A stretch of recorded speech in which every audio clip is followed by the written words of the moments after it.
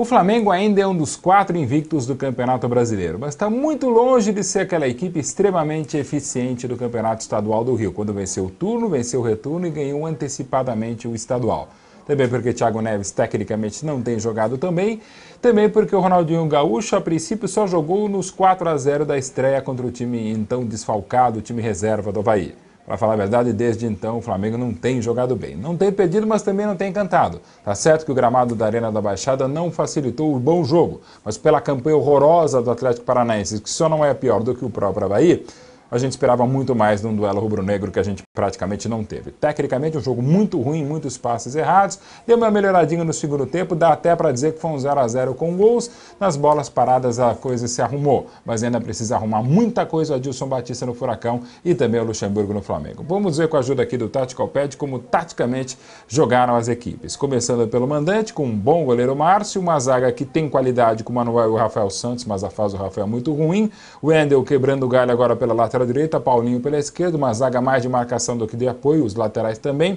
David tentando seguir o Ronaldinho Gaúcho e não teve tantas dificuldades pela atuação pálida do camisa 10 da Gávea. E Marcelo Oliveira, que pode ser lateral, pode ser volante pela esquerda, pode ser meia e precisa ser muito mais um Furacão que não começa legal a competição. Foi outro time do Adilson que jogou com o esquema da moda, com 2 volantes, 3 meias, Guerrão à direita, Branquinho por dentro e Madison à esquerda e à frente o Nieto. Tecnicamente uma má atuação, não dá nem para dizer que taticamente sejam os problemas do Atlético, mas é um time que infelizmente, como começou no ano passado também, por hora luta para não cair. Vai que acontece quase que o milagre da recuperação atleticana, numa campanha muito boa com o Sérgio Soares no Brasileirão passado, mas pela característica do elenco, por um elenco meio pesado, sem tanta velocidade e sem tanta qualidade técnica, vai ser um 2011 talvez ainda mais complicado para o torcedor rubro-negro do Paraná. E para o torcedor rubro-negro do Rio de Janeiro ainda tem tempo, ainda tem paciência, ainda tem elenco para se ajustar.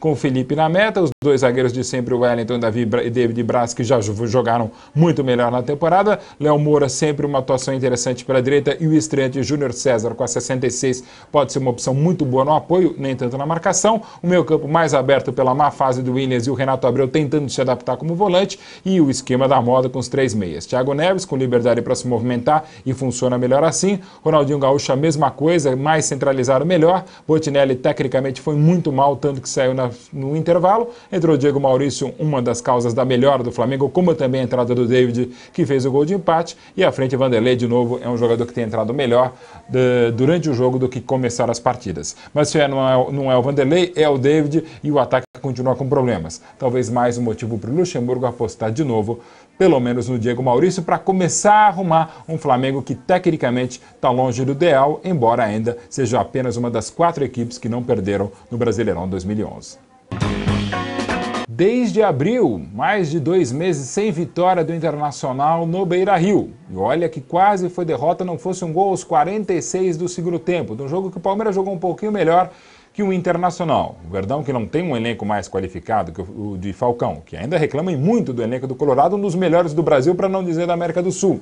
Mas a equipe não consegue acertar um jogo, o Falcão não consegue acertar taticamente a equipe, diferentemente do Filipão, que sem ter grandes peças, pelo menos por hora, vai fazendo um time ajustadinho, um time que é um dos 4 invictos também do Brasileirão até agora. Vamos ver aqui com a ajuda do Tactical Pad como jogou o Internacional, com o Renan, que falhou no segundo gol de novo, é um cara que eu não entendo, ele evoluiu como goleiro, era um baita goleiro quando foi para a Espanha, começou muito bem no Valência e depois se perdeu e não consegue se encontrar. A zaga pesada com Bolívar e Rodrigo, os laterais que já viveram melhores momentos como Ney e Kleber, que teve pálida atuação no 2-2, 2 volantes, Tinga e Guiaçu longe da melhor forma, Tinga se desdobrando como volante, à frente para articular Oscar a partir da direita, D'Alessandro pela esquerda e à frente Zé Roberto, muito mais um segundo atacante do que o terceiro meia, vindo de trás, como tem jogado quase todos os times do Brasil. Uma alteração interessante do Falcão, um esquema básico daquilo que se tinha no Brasil até os anos 90, com 2 volantes, 2 meias e 2 atacantes, um 4-2-2-2, mas que na prática não foi tão bem contra o Palmeiras, ajustadinho,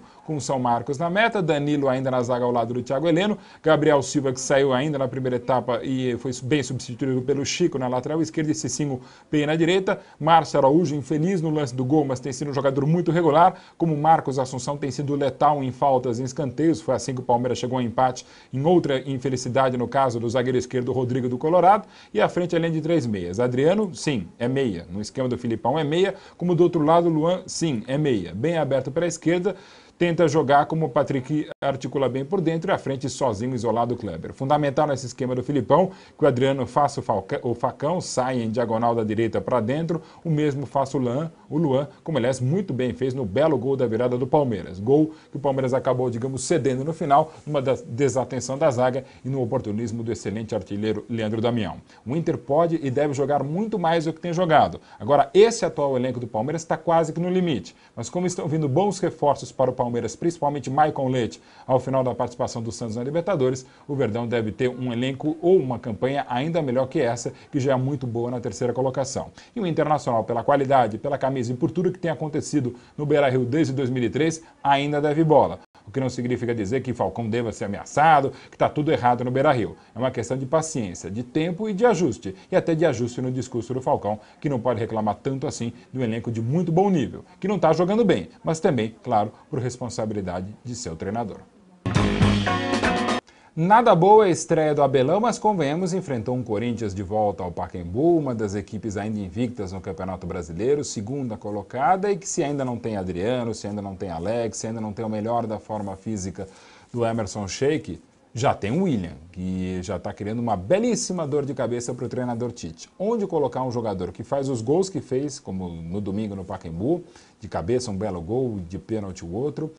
É um jogador que é um meia, mas que é de origem atacante, que tem marcado até como volante. Na segunda etapa, ele não deixou o Júlio César apoiar no começo do jogo, até uns 30, 31 minutos, e terminou a partida, até sair ovacionado pela fiel torcida corintiana, marcando do outro lado da esquerda para impedir o apoio do Mariano. Quer dizer, como deixar de fora o William e até mesmo o Jorge Henrique, que tecnicamente, depois de muito tempo, voltou a fazer uma boa partida, uma boa vitória do Corinthians sobre o Fluminense. Do Abelão, que estreou e vai ter muito trabalho nas Laranjeiras. Vamos aqui com a ajuda do Tactical Pad, ver como jogou o Corinthians, o Tite, com Júlio César com pelo menos 6 grandes defesas, um dos nomes da boa vitória no Clássico, uma zaga com Wallace e Leandro Castan sem problemas, e não é problema mesmo para a zaga do Corinthians, quando voltar Chicão, tem um ótimo zagueiro reserva como Paulo André, enfim, tem um sistema defensivo equilibrado até pelo bom momento do Castan.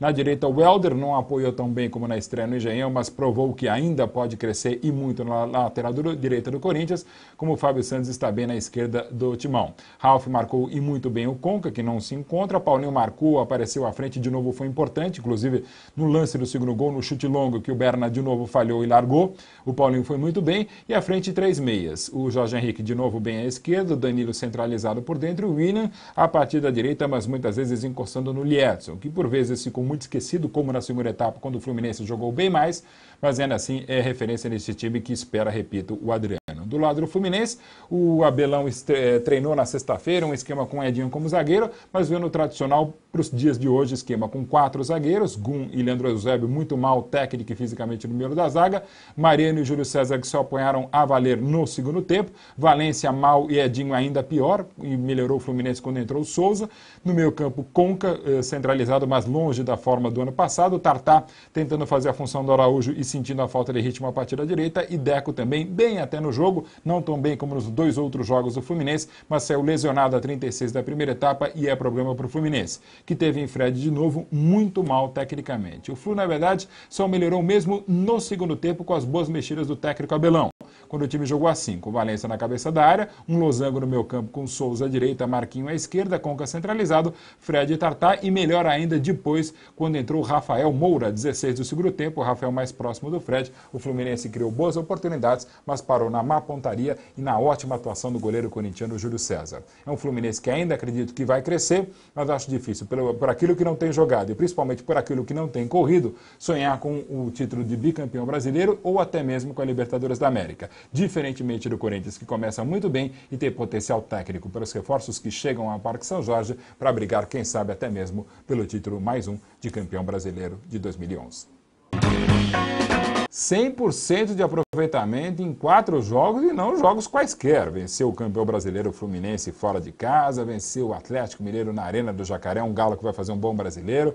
Venceu o Figueirense jogando mal, mas venceu com um gol do Lucas no final. E agora, no sábado, na sua melhor exibição em 4 jogos. O São Paulo fez 3-1 no Grêmio. Não fosse a infelicidade do Casimiro no gol do tricolor gaúcho, teria sido até muito mais. O Grêmio não jogou bem, mas o São Paulo jogou bem demais e é time para crescer sim, até porque ainda não estreou o Luiz Fabiano e ele tem tudo para se encaixar num time de velocidade e também de qualidade. Sim, bem armado por Carpegiani, aquele que parecia demitido antes da estreia São Paulina no Brasileirão e agora é 100% coisas do futebol. Vamos ver aqui com a ajuda do Tati Calpete como jogou e jogou muito bem o São Paulo no sábado. Com o Rogério Ceni, uma marca impressionante e ainda em grande forma, pelo menos 2 grandes defesas no sábado à noite no Morumbi. Xandão vai sem comprometer na zaga, Luiz Eduardo a cada dia melhor pela esquerda, e ainda vai voltar o Rodolfo, e pode eventualmente Carpegiani pensar em Rodolfo e até mesmo em Luiz Eduardo na zaga. 2 laterais, Jean e Juan, sem comprometerem. Rodrigo Souto na cabeça da área, às vezes até mesmo como um terceiro zagueiro próximo ao Xandão e ao Luiz Eduardo. Wellington com uma velocidade impressionante pela direita, Casemiro com qualidade saindo à esquerda, Marlos a partir de dentro, mas às vezes até mesmo aberto pela esquerda, quase como um terceiro atacante, Lucas bem à direita e Dagoberto muito bem centralizado. Contra um Grêmio com Vitor na meta, que já viveu dias melhores, uma zaga remendada, mas de qualidade com Mário Fernandes, Simon, Rafael Marques e o Newton, Fernando tentando marcar por dentro, aí um esquema muito precavido da parte do Renato Gaúcho. Gabriel como um ala, meia, algo pela direita, não jogou bem como todo o Grêmio. O Fábio Rockenbach também já teve exibições muito melhores na temporada. O Lúcio pelo lado esquerdo e à frente apenas o Douglas para tentar articular, isso quando ele conseguiu se desvencilhar da marcação do Wellington e mesmo do Souto. E à frente o bom Júnior Viçosa, absolutamente esquecido pelo time do Grêmio, que ainda chegou a um empate numa bola parada, numa infelicidade do Casemiro, mas a seguir, em mais uma má saída de bola, o Grêmio deu contra-golpe para o São Paulo, para o Marlos fazer 2-1, e no finalzinho do jogo o Jean dessa vez não perdeu uma chance. Muito se reclama das finalizações do Jean, mas que outro jogador, não só no São Paulo, mas no futebol brasileiro, chega tantas vezes na área nos últimos 10, 15 minutos como o Jean, que é lateral, às vezes é ala, poucas partidas tem jogado na posição dele, que é de volante, mas quando joga, joga muito bem e fez um belo gol, em posição irregular, em posição de impedimento, mas o passe do Dagoberto foi muito bom. E a conclusão do Jean ainda melhor. Do São Paulo, que está muito melhor que a encomenda, vai melhorar com os reforços, mas evidentemente na Copa América e também no Mundial Sub-20 vai perder gente importante e pode ter um período de incerteza. Mas os pontos acumulados, não gordura acumulada, porque gordura acumulada nunca é bom, não sei porque esse termo pegou no futebol brasileiro, mas com os pontos acumulados, que a poupança que o São Paulo tem, é um time para passar por esse Mundial Sub-20 e também pela Copa América, sem tantos estragos e brigar sim pelo título de campeão brasileiro, diferentemente do Grêmio, que necessita de reforços. E mesmo se eles chegarem ao Olímpico, ainda assim o Renato Gaúcho vai ter que repetir quase que o milagre que fez no retorno do ano passado. O que, convenhamos, pelo elenco e pelo desgaste natural, me parece muito difícil para o time do Grêmio.